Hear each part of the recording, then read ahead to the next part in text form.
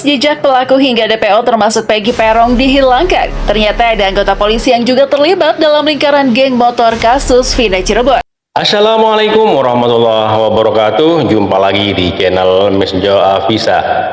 Pada video kali ini saya mau berbagi informasi seputar kasus pembunuhan si Vina, yang mana ada pengakuan yang sangat mengejutkan dari Saka Tatal dan Bunda Widya. Jadi pengakuan si Saka Tatal ini sangat mengejutkan sekali ya teman-teman, dan juga ada penuturan dari Bunda Widya yang lebih sangat mengejutkan, yang mana di situ dalam keterlibatan kasus pembunuhan si Vina ini ada oknum-oknum bandar yang dibackingi oleh jenderal katanya ya, kata si Bunda Widya ini. Tapi sebelum masuk ke videonya, alangkah baiknya teman-teman yang sudah subscribe silahkan subscribe dulu, dan yang sudah subscribe saya ucapkan terima kasih. Yuk, seperti apa keseruannya, langsung saja menuju ke videonya. Let's go. Nah, saya akan ralat satu persatu tentang kasus Vina ini ya. Semoga ini didengar oleh Presiden kita dan Kapolri kita. Jadi pertama tuh kuncinya, orang yang dari mantan caleg PKS ya, kalau nggak salah itu pokoknya dari PKS itu asal mulanya. Orang yang berjenggot itu yang menangkap Peggy Setiawan itu tolong diinterogasi, tahanlah sampai sekarang ini agar terkuat. Semuanya akan terkuat apabila kepolisian berani, punya mental, Kejaksaan Agung bisa menginterogasi yang namanya orang tersebut itu ya. Saya bukan dukun, bukan siapa ya, saya orang biasa, tapi Allah lah yang mengasih tahu itu ya. Nah itu ya, jadi saya harap Indonesia ya tolong uploadlah kembali foto seorang yang menangkap kuli bangunan yang berjenggot itu. Itulah salah satu ini, tapi dia akan takut ya, akan takut bilang kalau saya fitnah ini nanti ya. Tidak, itulah salah satu kuncinya ya, demi Allah itu salah satu kuncinya. Semoga polisi singkat kata saja, semoga ini omongan saya ini sampai ke telinganya Bapak Presiden. Hukum ini tolong jangan dikorbankan kuli bangunan, jangan dikorbankan orang yang di penjara itu. Betul, mereka itu dibayar. Salah satunya yang bertahi lalat itu, satu yang bertahi lalat itu saya tahu, dia betul mengenal betul ya uang itu karena dia menerimanya. Ya, saya udah bilang ini semuanya karena uang itu menerimanya dari orang yang berjenggot itu ya, yang berlagak menjadi penangkap Peggy Setiawan, seorang kuli bangunan kemarin. Itulah tolong buat Kapolri ya, kepolisian tolong, itulah orang salah satunya harus mengusut ini. Jangan dibungkam pakai uang dia ya. Itu yang menangkap Peggy Setiawan. Orang ini nih, coba saya nanti ya, saya screenshot ini yang namanya fotonya ya. Coba bisa kita tempelkan enggak di sini ya.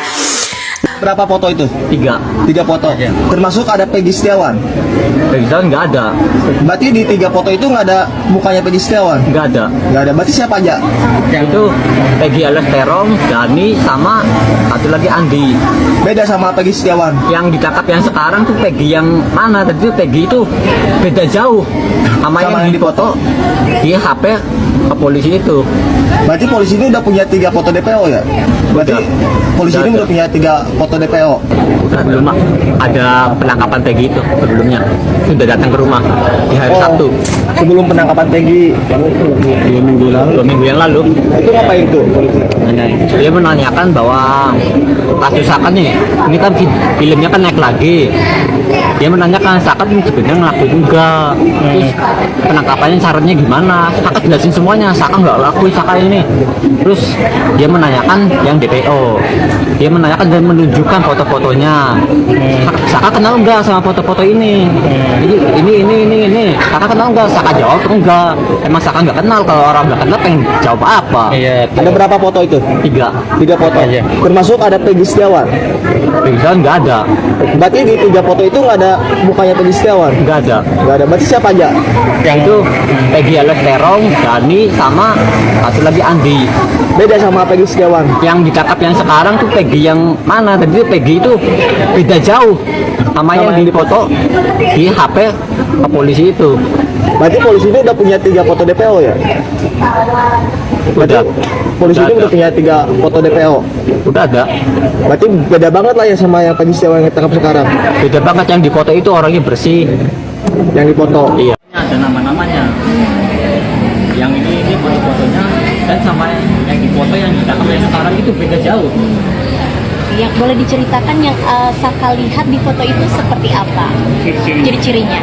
Jadi cirinya tuh dari muka sama dari telinga aja udah beda. Oh, dari telinganya Dengan oh, foto yang dilihatin itu ya. Oke. sama dari muka udah beda Udah beda banget. sama Peggy yang sekarang.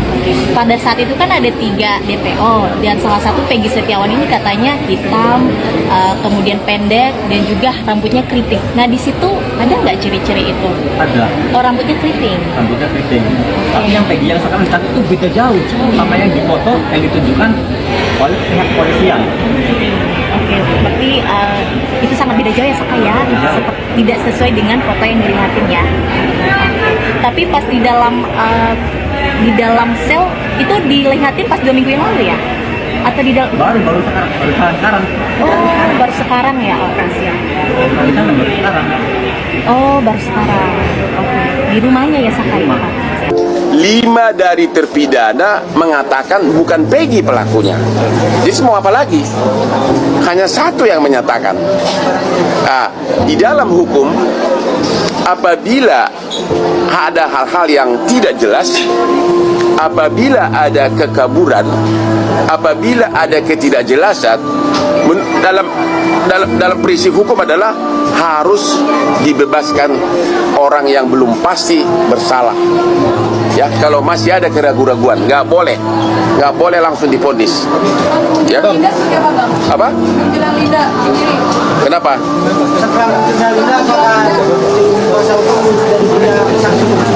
Enggak, kalau Linda itu kan bukan saksi hukum.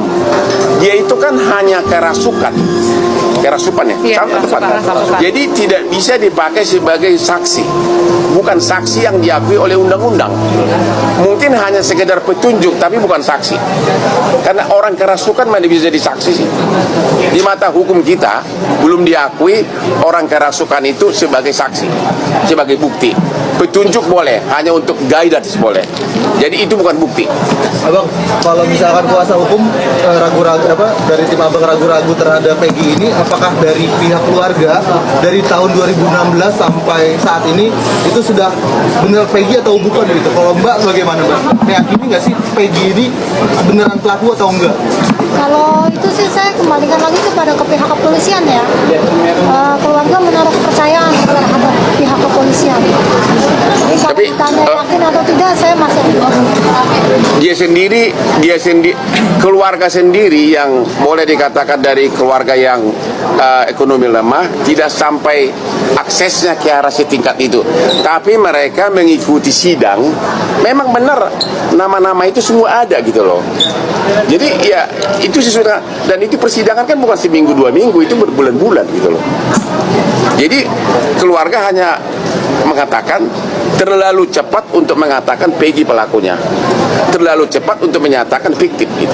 Itu aja, karena baru kasus ini kan baru 2 minggu dibuka lagi setelah 8 tahun tidur ya. Apa?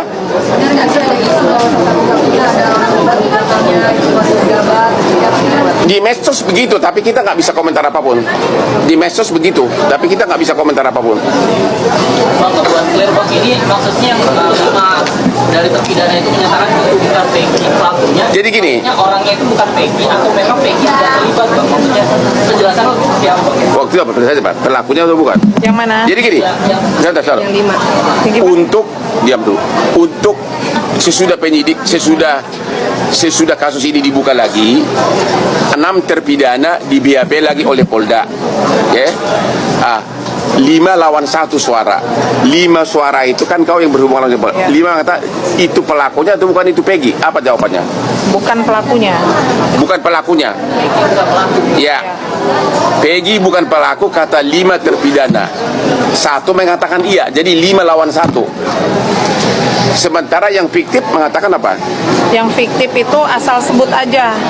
Mereka mengatakan asal sebutkan aja dulu. Tapi di BAP semuanya jelas. Motornya apa, siapa bonceng siapa, cara merkosanya apa, diuraikan, dan itu berbulan-bulan sampai persidangan diakui. Jadi ini benar-benar intinya terlalu prematur. Penyidik Polda Jabar mengatakan itu adalah fiktif. 5 terpidana itu siapa-siapa aja bilang kalau dia bukan? Nama kita nggak boleh sebutkan, ya, tapi ada satu yang mengatakan iya. Dari respon kemarin ada satu yang menarik bahwa motor yang digunakan oleh Peggy Setiawan itu sampai sekarang belum ditemukan. Jadi polisi hanya berdasarkan pada foto dan surat-surat keterangan yang dimiliki oleh Peggy. Nah, tanggapan Bang gimana Bang? Kau yang jawab. Bukti sepeda motor. Ya.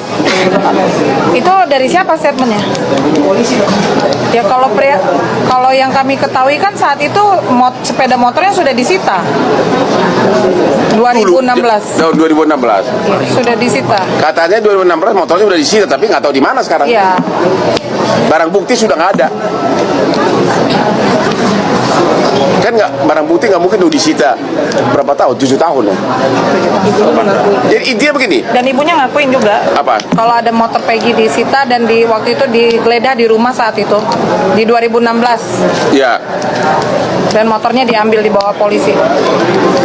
Jadi itu ya teman-teman, pengakuan dari Saka Tatal ya, yang mana Saka Tatal menyebutkan tadi sebelum penangkapan Peggy Setiawan yang di Bandung kemarin itu, si Saka Tatal ini didatangi oleh polisi menanyakan bahwa kenalkah sama 3 orang DPO ini ya, kenalkah sama 3 orang DPO ini, dan Saka Tatal ini mengatakan tidak kenal, dan di situ ditunjukkan foto-fotonya ya. Bahkan sama wartawan ditanya Saka Tatal ini apakah di situ ada fotonya Egy Setiawan yang sekarang lagi ditangkap. Oh, tidak ada katanya ya. Ada apa ini kok seperti itu ya, kok bisa-bisanya 3 DPO itu fotonya yang ditunjukkan ke Saka Tatal ini, sedangkan Peggy Setiawan yang ditangkap sekarang ini tidak ada dalam foto yang ditunjukkan kepolisian kepada Saka Tatal waktu itu ya teman-teman. Dan yang lagi mengejutkan adalah pengakuan dari Bunda Widya ya, yang mana di situ ada keterlibatan oknum-oknum yang bisa dibeli. Ada juga menyebutkan si mas-mas yang berjenggot itu adalah saksi kunci yang paling tahu, karena beliau yang paling dekat sama si bandar ini ya. Dan kasus ini mendapatkan respon dari Presiden Republik Indonesia yaitu Joko Widodo, dan sudah menginstruksikan kepada Kapolri untuk menangani kasus ini secara serius, transparan, tanpa ada yang ditutup-tutupi. Dan Kapolri pun juga sudah menginstruksikan kepada jajarannya agar segera kasus ini ditangani, dan semoga kasus ini segera terungkap. Terima kasih buat teman-teman semua. Mohon maaf apabila ada kata-kata yang salah, yang kurang berkenan, mohon dimaafkan. Dan buat teman-teman yang baru menemukan channel ini, mohon dukungannya dengan cara subscribe, like, comment, and share, dan nyalakan loncengnya agar tidak ketinggalan video-video menarik lainnya. Terima kasih.